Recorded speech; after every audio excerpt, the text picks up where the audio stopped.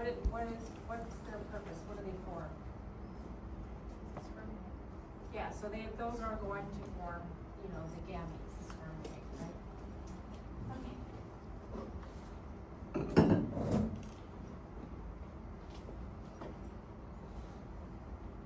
Alright, so muscle, obviously what we're going to be looking at is going to be the mouse embryo.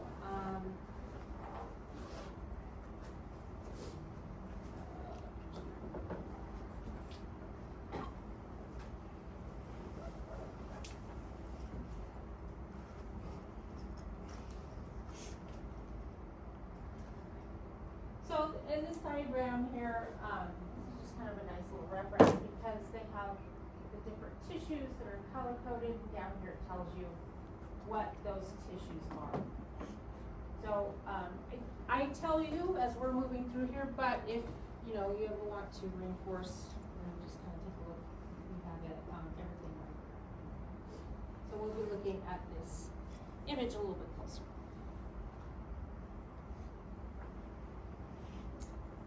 All right.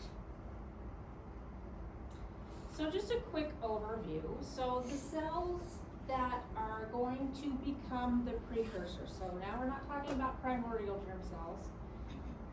I'm not talking about the precursor cells. I'm talking about the cells that are going to become the precursor cells. The precursor cells will become the primordial germ cells, right? So those cells will form at the posterior end of the primitive streak. So in this image here, the primitive streak is in yellow, okay? So if we take this and we're looking down at it, that's what this is. So this is our primitive streak, okay? And this is going to be our posterior end here. So here's posterior, right? So it is there that they're going to receive signals. That's going to allow this small group of cells to move out of the embryo and into extraembryonic tissues, where they will form PGCs, or primordial germ cells. So the primordial germ cells will proliferate, and then they will begin to migrate towards the genital ridge. Okay? So the genital ridge is the area that will develop into the gonads, right? So they start to make their way there. And when they reach the gonads, depending on if the organism is male or female, if it's male, they're going to, the primordial germ cells will develop into gonocytes. And if it's female, they'll develop into oogonia.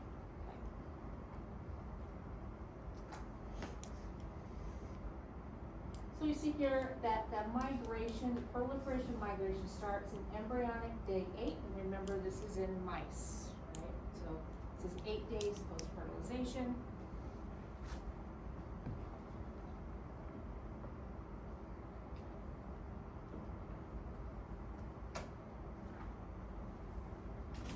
Okay.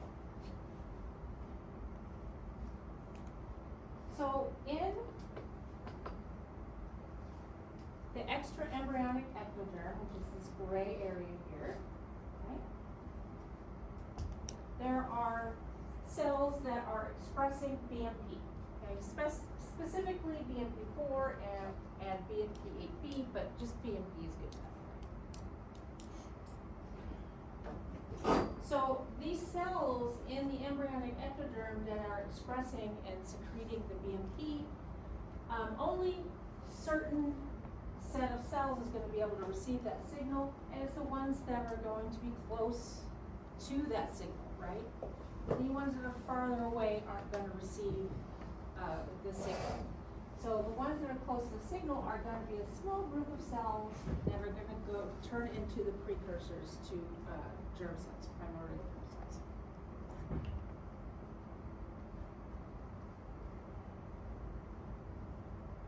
So these are small group of cells inside the posterior epiblast. So the epiblast is what is actually going to develop into the embryo.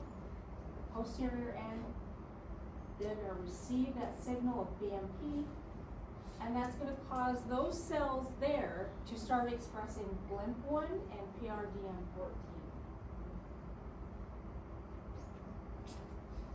So BLIMP1 is very important in inhibiting the expression of genes that are responsible for differentiation, right? So now we have a set of cells that are now inhibiting the genes that are responsible for differentiation. Therefore, we have cells that are remaining pluripotent, right?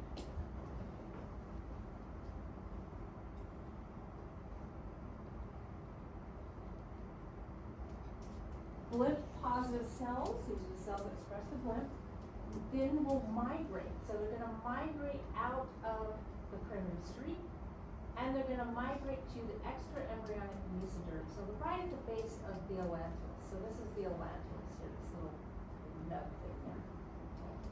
And that's approximately in embryonic day 6.75.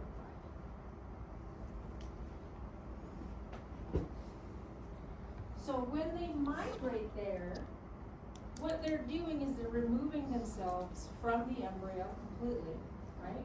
So the cells of the embryo are going to receive signals that say, okay, you need to differentiate, you need to start forming this, you need to start forming that. But because this small group of cells have removed themselves from that area, they're not going to receive those signals. Okay? So they're isolating themselves and they remain pluripotent there in the extraembryonic mesoderm. Okay?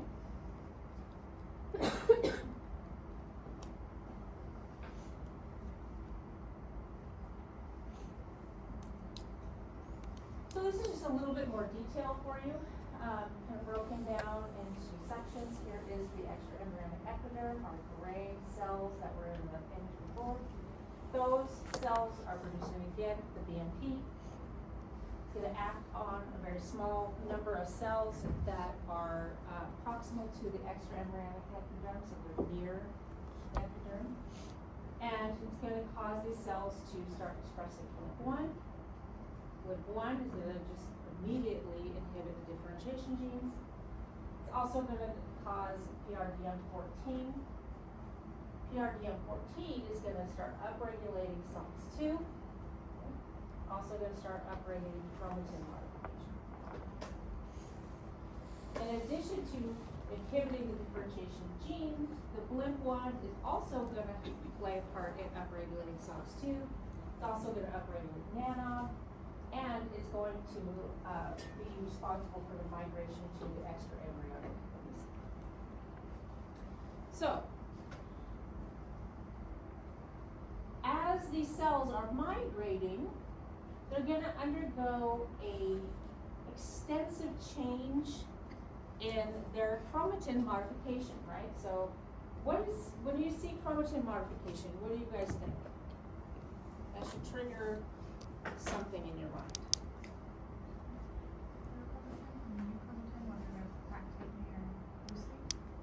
Yes, so that's one way, yes. So the word I was correct, but that's more specific, is epigenetics, right?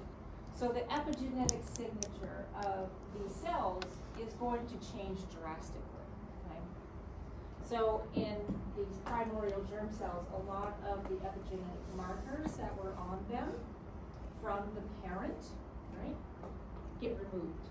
Okay? But not all of them, but some do get removed. So it's kind of creating a clean slate, right?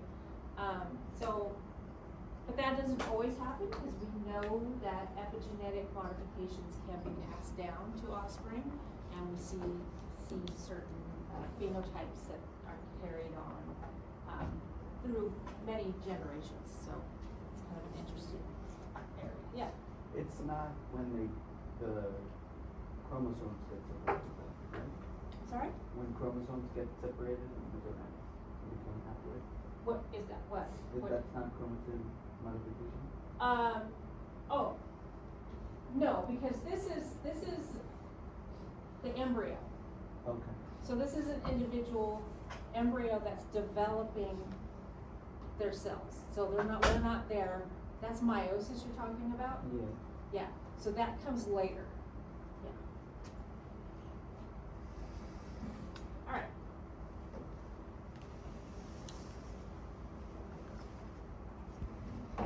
So once they move to the extra-embryonic mesoderm, then they are a small cluster of approximately 40 cells. This is approximately DSM 125. And they can be characterized by the expression of a marker called Stella, and as well as CD117, c-KIT.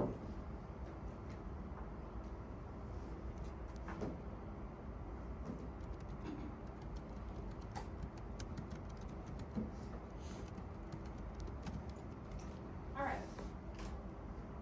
So there we are right here. This is that small cluster of primordial germ cells in the extra-embryonic mesoderm. So at approximately day 8, then that small cluster of cells is going to begin to move again. Okay, so they're going to go back into the embryo. So they're going to start migrating down towards the visceral endoderm. So the visceral endoderm is going to start to invaginate and form the gut, the hindgut. So as that starts to develop, these cells kind of follow the development of the visceral endoderm. And so they're just kind of going to follow right behind it, and they're going to end up near the genital ridge. So prior to that, they have high expression of E-cadherin, because that's keeping these cells in a cluster, right? So they undergo a change in gene expression where they start to lose the E-cadherin expression, so they begin to break apart and be able to become migratory.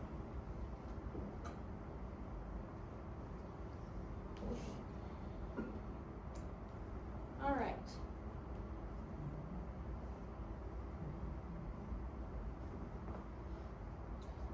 So as these cells are moving towards the genital ridge, they're going to be receiving repulsive as well as attractive signals from the environment around them, right? That's going to be able to guide them towards where they need to go. So even though it's not 100% very known, this mechanism of this guidance, but we know that there is some sort of molecular guidance system. And we know that stromal cell-derived factor is secreted, and that is going to be a major factor in guiding the primordial germ cells to the genital ridge, because they're going to have actually the receptor for that.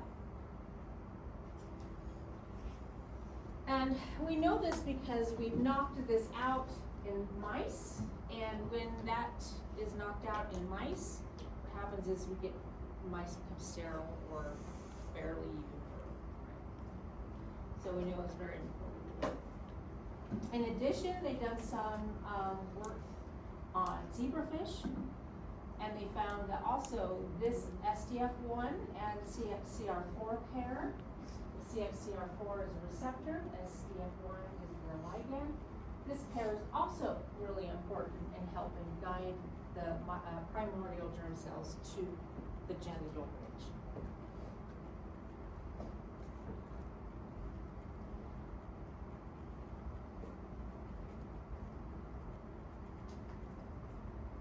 Okay. So once these cells make it to the genital ridge, then that's where they're going to either become the gonocytes or they're going to become the oogonium, depending on the sex of the individual. So for spermatogenesis, so this is development of sperm, of course. So the PGCs are now going to be gonocytes. And these are going to divide mitotically, so not meiotically, but mitotically, and they're going to produce spermatogonia. So mitosis, we're not reducing the number of chromosomes, right? Meiosis, we reduce the number of chromosomes by half. So that hasn't happened yet. So then, once they become the spermatogonia, then they will start to divide via meiosis, but they're going to become arrested in the G0, G1 phase of meiosis 1. and they're gonna stay there until puberty. So the individual is gonna reach puberty, and at that point, these cells will complete meiosis, okay, and they will form haploid cells.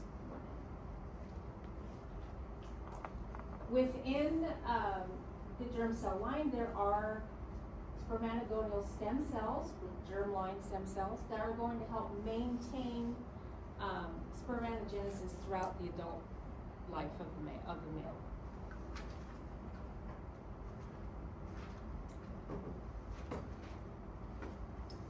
So if the organism is female, then those progenitor germ cells are now oocytes or oogonium. So they are going to start meiosis and be arrested in G0, G1 as well. So you notice they're not doing that large mitotic division, right? And then at puberty, it's going to complete meiosis 1, and that's it, right? And that's going to happen starting at puberty, and that'll happen every month. That this oocyte will complete meiosis 1. So it's not until an egg is fertilized that the egg actually goes through meiosis 2.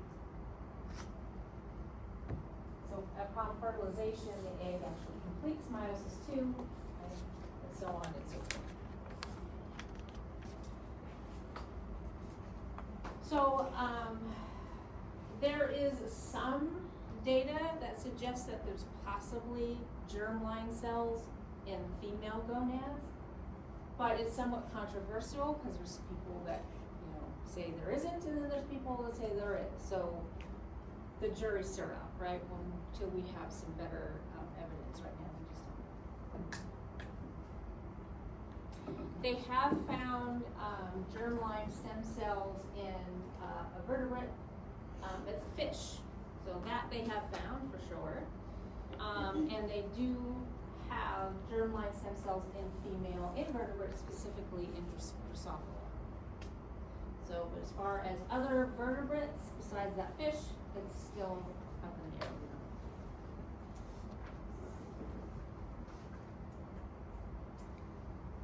All right. So I'm going to go into identifying in vivo. So do you guys have any questions? That was it. It's pretty quick. Any questions about the development of primordial germ cells and what happens? No? Okay.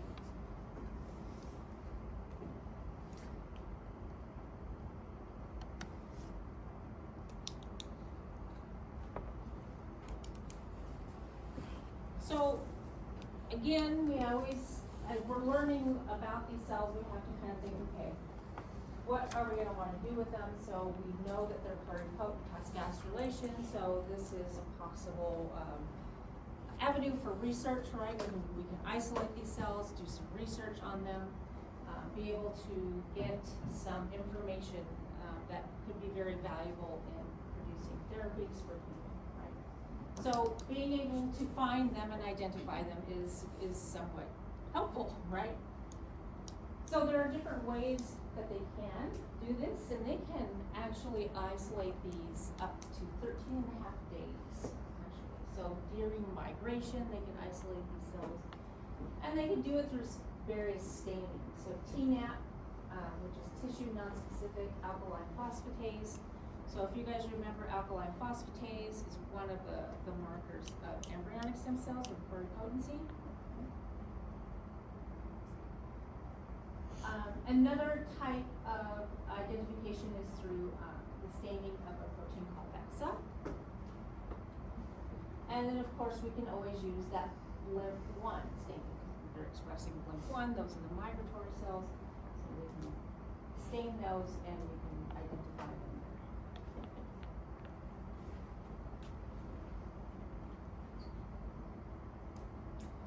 Once that they have been identified and isolated and put into culture, now they are no longer called primordial germ cells, they're called embryonic germ cells. So they're only primordial germ cells when they're in the actual embryo. Once we take them out, they're no longer that, they're embryonic germ cells. So again, they can be harvested up to embryonic day 13.5. And of course, there was a lot of trial and error, because when they first started doing this, they kept differentiating, right?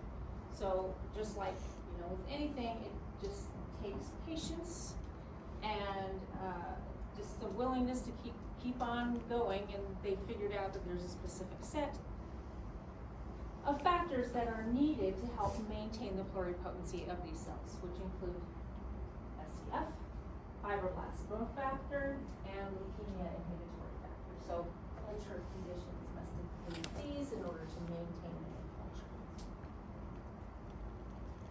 This is for mice or for humans? Mice. So when they're able to use them for research purposes in culture, alkaline phosphatase and OCT4 are both being expressed. It's very similar to human embryo, or to embryonic stem cells, I should say. They have the ability to indefinitely proliferate. So what is something that pluripotent stem cells have that allow them to indefinitely proliferate?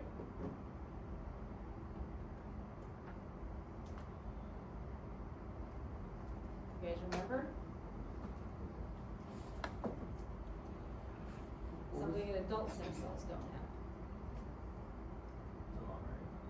Telomerase, yes.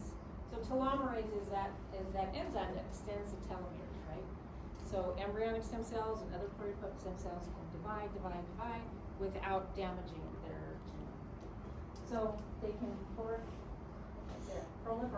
indefinitely. And then when cultured correctly, they can actually produce cells from all three germ layers, including the germline.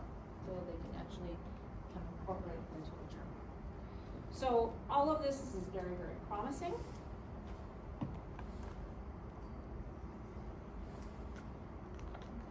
But we have some differences, right? So the use of embryonic germ cells instead of embryonic stem cells is somewhat questionable, and it's for these reasons. So there's another marker that's called stage-specific embryonic antigen. So when human embryonic stem cells, they are SSEA3 positive. Okay? So that's a marker for human embryonic stem cells. And the human embryonic stem cells don't have SSEA1. But when they look at human embryonic germ cells, they want to compare basically how, is this the same as an embryonic stem cell, or is it different? We see kind of the opposite pattern. We see that they are actually negative for SSEA3 and positive for SSEA. So this flip of the expression of this SSEA marker could indicate that these are just starting on their differentiation trajectory, right? They're starting to differentiate and to develop. So this is an indicator that, yeah, we don't have an exact, like another embryonic stem cell. This is still, there are still some differences that should be addressed when using them, right? Make sense? Okay, good. So that is it. That was short, sweet, and painless, right? Okay, so I will take